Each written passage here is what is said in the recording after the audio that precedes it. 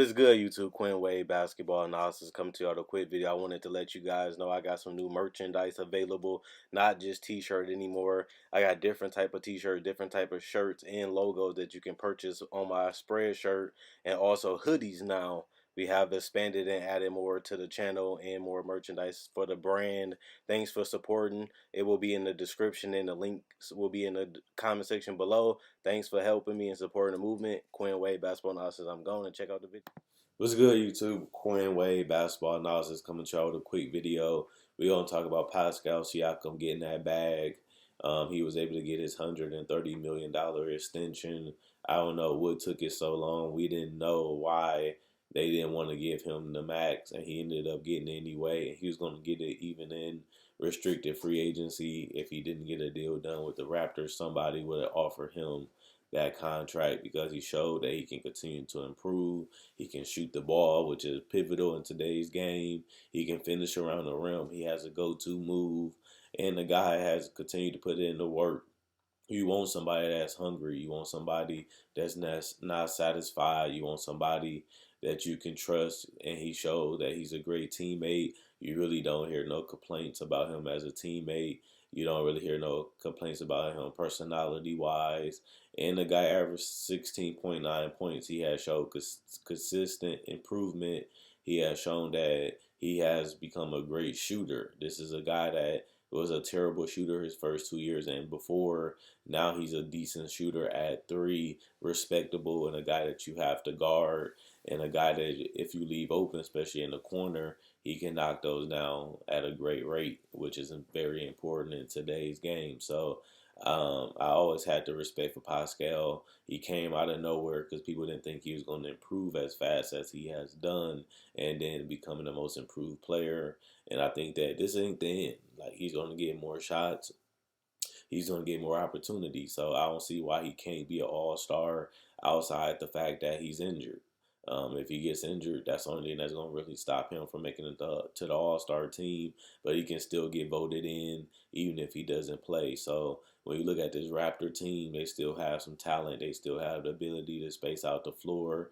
They still have the ability to have a point guard like Fred VanVleet and Kyle Lowry that can shoot on and off the ball and off the dribble, and they can make easy passes. So Pascal gonna get a lot of chances to roll to the rim. He's gonna get a lot of spot up chances, and obviously in transition, he's gonna run the floor, and it's just about finding him and making a play, which they have done already. And like, he's got to go to a new team, so they know Pascal, they know what he's great at, and they know how to put him in situations to succeed. And that's mainly the reason why he was the most improved player. And they don't have Kawhi Leonard, and I had to make that as a big thing because they didn't really sign another big name free agent or another guy to take Kawhi Leonard's spot, which means those shots gonna have to go to somebody, those opportunities gonna have to go to somebody, those rebounds gonna have to go to somebody, and Pascal Siakam is ready to embrace that role. He's ready to go out there and prove that he's worth the money. He wants to become an all-star, and he feels like he's one of the best players in the world, which he has an argument for. But now it's time to elevate his game and take it to another level and make us see that he's a top 15, top 20 player, which I definitely can see him doing this season. And with Kevin Durant being out, Blake Griffin being out, is going to give him an opportunity to take one of those forward spots anyway, in my personal opinion, because not Blake Griffin, Kevin Durant being out, is going to give him, and Victor Oladipo being out, going to give him an opportunity to take one of those spots most likely. And if he does that, then he solidified this contract. You want to give it to somebody that can play at an all-star caliber level, and he showed during last year that he can do it.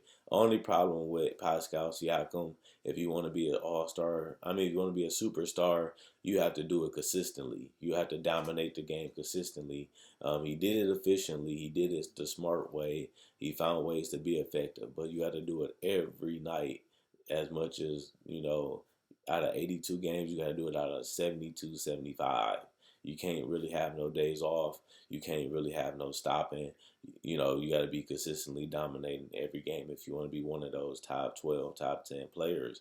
And if you want to be in that argument, consistency is the key to being one of them. And Pascal Siakam, he showed in the playoffs and during the regular season that he can be a little inconsistent, especially when it comes to shooting. If his jump shot not falling, you in for a world of trouble. So hopefully he fixes that. And like I said, he has put in the work, but he can be a guy that can really, disappear. He can be a guy that can really, if he's not knocking down that corner three, he could be a little, weak. So I really want to see if he improves that. That's something that we all got to watch at the end of the day because it's very important, to be consistent in this league and help your team win and give them an opportunity to win. In that case, you will have to be at your best. And I think that that's something that he definitely have to show is that he can do this domination, rebounding the ball, taking over games, taking over in the fourth quarters. And I've seen some glimpses of it, but I haven't seen him do it throughout a consistent time. The numbers might say that, but when you go back to the playoffs, sometimes Marcus All was the second best player. Sometimes it was Fred VanVleet. Some games it was Kyle Lowry. That don't happen when you're the best player on the team. They need you to be that first player every single night, every single game, damn near. And you have to do that. And that's what they're paying you to do. They're paying you to take that next step and lead this team and help this team get to where we think they can go. Now, I got Toronto finishing in the top three in the East, and it's mainly because they have great players that fit their personnel in their scheme. They have a coach that's willing to switch it up, a coach that's willing to put his players in great positions to get the best out of their talent. Plus, they got decent wings. They have great big men, and they have some guard play. So I think they have everything you need to win. And they have shooting. And they have guys that can protect the rim. They have guys that's mobile that can rotate and contest shots. So I think Toronto is a better team than a lot of people gave them credit. I think they're going to win a lot more games than what people think just because of their chemistry, just because they don't really have any weak spots besides a superstar. But like I said, we're gonna see how great Pascal Siakam and the void that he can fill. He's not gonna be Kawhi Leonard, but if he can be, a 22, 24 point scorer, he can replace a lot of what Kawhi Leonard did. And we know that Pascal Siakam and the Toronto Raptors can be a decent defensive team. And we know that they have everything they basically need to be a great offensive team. So I don't see why Toronto can't be one of the top three teams in the East. Will they be a championship contender? I don't believe that, but I still think when you count that you're in the East, you're going to play against a lot of bad teams. Plus, you got to play some of the weak teams in the West, and then you got to beat some of the good teams. I think Toronto can do those things, and I think that they definitely can win you 48 to 51 games at the max in that range. And if that's the case, I don't see why they can't win um, the third seed, or they might even surprise us and win even more. But I feel like people think that the Raptors going to be one of the worst teams in the NBA. They feel that they're going to be a seventh or eighth seed. I think they got too much going for them to do that. So, with that being said, I really want to know what you guys think. At the end of the day, Pascal Siakam is now paid. He's now off that. Is he going to get paid? Is it going to happen? We all knew eventually he was going to get that bag. I don't know what took it so long. I don't know why it had to get to this point where we thinking Pascal Siakam is going to get, a chance to go to restricted free agency. He wants to stay in Toronto. He loves the organization, and he feels like they can still be a competitive team, and they're not rebuilding just yet. A lot of people I've seen think they going to be going into rebuild mode, but with them giving money to Kyle Lowry and them paying Pascal Siakam and keeping Marcus Gasol and not getting rid of Serge Ibaka right now, they still have the veterans. They still have the youth like Fred VanVleet and OG and Stanley Johnson and those guys that has potential to be a lot better. Plus, we haven't really seen them play enough to see if they gotten better, but they have a lot of pieces that really fit and a lot of pieces that really can help them win. And they got the veterans too that can help them win and take some pressure off Pascal Siakam. when he's going through some things. And I think that that's also important to keep his head up, keep grinding, keep going, and never stop, never settle. Because this is why you got the max contract, and this is why people think you can potentially be an all-star and you still have a chance to make it to the playoffs. And if you have that chance, you have a chance to get to the finals, especially in the East where we know it's just the Bucks and Philly. So somebody gonna have to take up that spot at that three position. Some people think it's Boston. Some people think that it's the Nets.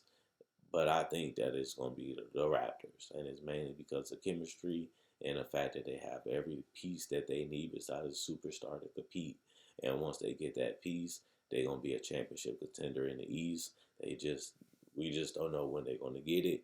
But having Pascal Siakam give you one piece in that foundation that you can build on in the future, and to give you that piece that can potentially be better than his contract. And if that's the case, they're going in the right direction. They made the right decision. So let me know what you guys think. Was Pascal Siakam worth the money? Is he overpaid? Is he underpaid? Is he overrated? Do you think that he's not going to live up to the contract? Do you think he can be an all-star? Do you think he won't be an all-star? Do you think that Pascal Siakam is going to be a guy that not going to live up to the contract max? But I feel like he'll be fine, and that's all that really matters. You got the right teammates, got the right coach, got the right organization right now. He should be fine. But let me know what you guys think. I read every comment in the comment section. Like this video, check out my older videos on my channel. I have many playlists. I break down rookies, I break down players, I break down summer league. I do cover the draft, and I got a mock draft up already. Not only that, I do podcasts, and I also talk about the game of basketball, whether it comes to summer league, free agency, trade deadline, buyouts, and also I cover top 10 discussions and stuff like that. So you like this type of video, you like the NBA, check out my older videos and my playlists. I enjoy making these videos. You guys enjoy watching.